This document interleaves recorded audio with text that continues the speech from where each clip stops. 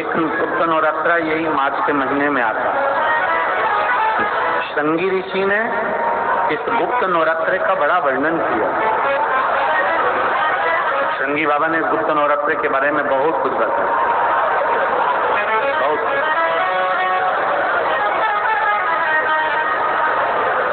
श्रृंगी बाबा गुप्त नवरात्रे के लिए कहते हैं कि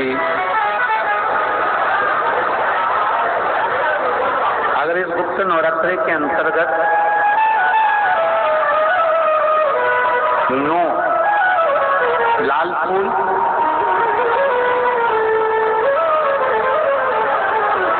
और 5 श्वेत पुष्प, ये दोनों लोग कहते हैं गुप्त नवरात्रे में हम देवी की आराधना करें, गुप्त नवरात्रे में हम भगवान की आराधना करें, पर शिव महापुराण की कथा कर रही है, भगवान शंकर का चरित्र कथा है। अगर आपने देवी भागवत का स्मरण किया हो या भगवान शिव की एक पवित्र आनंदमय कथा स्कंद पुराण के काशी खंड में अगर सुनी हो या उसमें भी नहीं पढ़ पाए हो तो श्रृंगी ऋषि के चरित्र में आता है।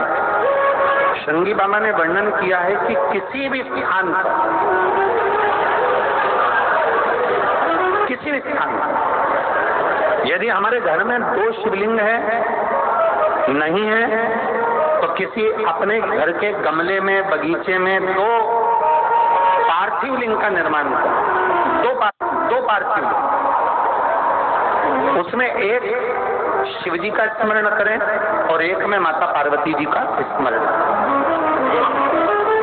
देवादिदेव महादेव की 2 स्वरूप, 2 लिंग प्रकट कर एक पर 9 पुष्प लाल और एक पर श्वेत पुष्प 5 समर्पित करें, बाबा की आराधना करें, घी का दीप लगाएं, पूजन करें और बाद में उन शिवलिंग को, उन पुष्पों को विसर्जन करें।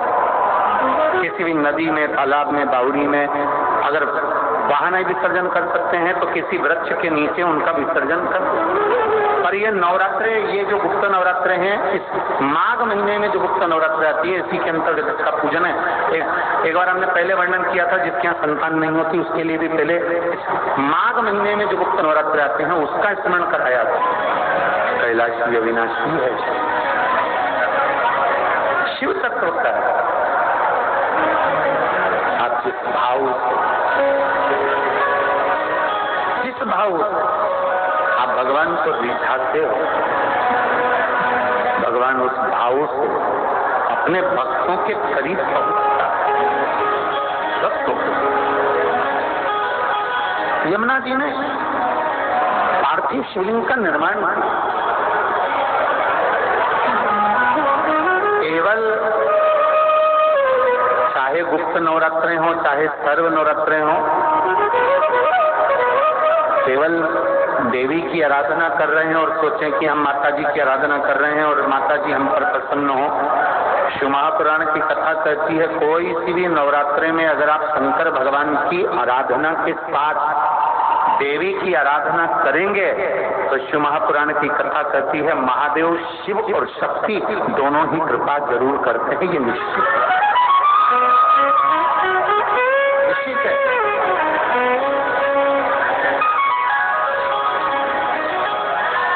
केवल एक की आराधना करिए,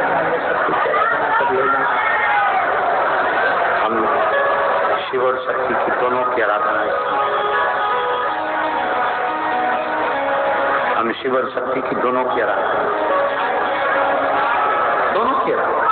और हम तो ये बात बहुत अच्छे से कहेंगे।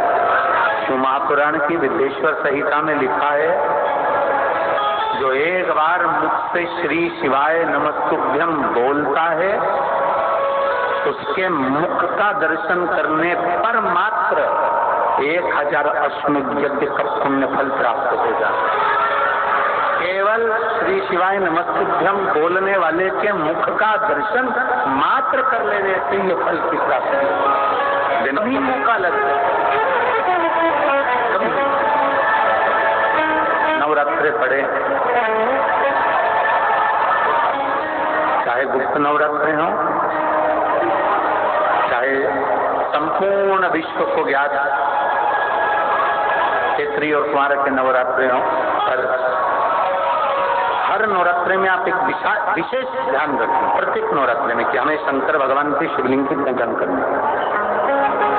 और एक और बात समझ लें, दो शिवलिंग का निर्माण नहीं भी कर सकते हैं तो एक शिवलिंग का निर्माण करें और उस शिवलिंग के पास में ही एक छोटा सा मिट्टी का ढेला रखकर मां जगत जननी जगदम्बा का भी पूजन कर सकते हैं। आपको नहीं बनाना दो शिवलिंग, तो एक शिवलिंग, एक मिट्टी का थोड़ा सा। ऐसा नहीं है कि मेरी माता दुर्गा भवानी पिंडी के रूप में नहीं पूजाती। अगर मेरी माता पिंडी के रूप में नहीं पूजाती तो वैष्णो देवी में 3 पिंडियां विराजमान नहीं हो पाती। जितने जितने शक्तिपीठ हैं, आप प्रत्येक शक्तिपीठ में दर्शन करने के लिए जाएंगे तो वहां पर भी आपको पिंडी का दर्शन होता ही है, प्रत्येक शक्तिपीठ। ऐसा नहीं कि मेरी माँ पिंडी के रूप में पूजाती नहीं, वो भी पूजाती। आप जिस भाव से बजेंगे, जैसे हम कहते हैं हमारे शहर में, हमारे सीहोर नगर में कुबेरेश्वर धाम कंकर शंकर की भूमि है, मतलब वहां जो गया है वो कंकर शंकर की आराधना करने के लिए गया है, कंकर शंकर की पूजन करने के लिए गया है।